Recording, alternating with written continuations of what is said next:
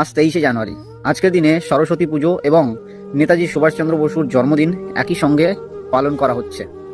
তো আজকের এই যে মহেন্দ্রক্ষণ, এই দিনটি গত 100 বছরে গত 100 বছর আগে হয়েছিল একবার।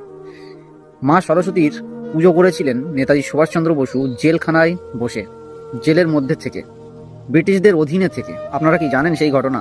তো আমার মনে হলো যে আজকের দিনে এই ঘটনাটি আপনাদের সঙ্গে শেয়ার করা অত্যন্ত খুব ভালো একটা দিন শেয়ার করার জন্যে।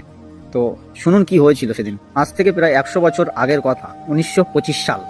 মায়ানমারের মান্দালয় জেলে ব্রিটিশরা সুভাষচন্দ্র বসুকে বন্দি করে রেখেছেন। আর সেই জেলে থাকা অবস্থাতেই সুভাষচন্দ্র বসু জেদ করে বসে যে তিনি সরস্বতী পুজো করবেন, এবং সেটা জেলের ভিতরে থেকেই, জেলের মধ্যে থেকেই সুভাষচন্দ্র বসু তার যে আরও সঙ্গীরা ছিল, বন্দি সঙ্গীরা, তাদের কাছ থেকে একটু একটু করে চাঁদা নেন, এবং ব্রিটিশ সরকার বা জেল কর্তৃপক্ষের কাছে সুভাষচন্দ্র বসু এবং তার সঙ্গীরা দাবি করেন 1200 টাকা ধার্য করেন চাঁদা হিসাবে। কিন্তু ব্রিটিশ সরকার বা জেল কর্তৃপক্ষ সেটি দিতে নারাজ হয়।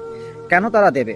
তাদের কথা, জেলের মধ্যে কোনো রকম পুজো পাঠ কিছু ধর্মীয় কোনো কিছু করা যাবে না, এবং তারা কোনো রকম টাকা দিতেও নারাজ হয়। তো তখন সুভাষচন্দ্র বসু এবং তার সঙ্গীরা মিলে 15 দিন, একটানা 15 দিন অনশন করেছিলেন, জল অন্ন ত্যাগ করেছিলেন। আর টানা 15 দিন অন্ন জল ত্যাগ করার পর, অনশন করার পর, ব্রিটিশ সরকার মাথা নত করতে বাধ্য হয় সুভাষচন্দ্রের কাছে। আর তারপরে তিনি জেলের মধ্যে বসেই সরস্বতী মায়ের পুজো করেছিলেন। তিনি এটি করে বুঝিয়ে দিয়েছিলেন যে ভারতবাসীকে দমানো অসম্ভব, সুভাষচন্দ্র বসুকে দমানো অসম্ভব। সেই সঙ্গে ব্রিটিশ সরকারের গালে একটি সপাটে চড় মেরেছিলেন, যেটি চোখে দেখা যায় না কিন্তু মেরেছিলেন। আজ এই সুন্দর মহেন্দ্রক্ষণে আসুন সেই দেশনায়ক সুভাষচন্দ্র বসুকে আমরা সবাই সম্মান জানাই। জয় হিন্দ।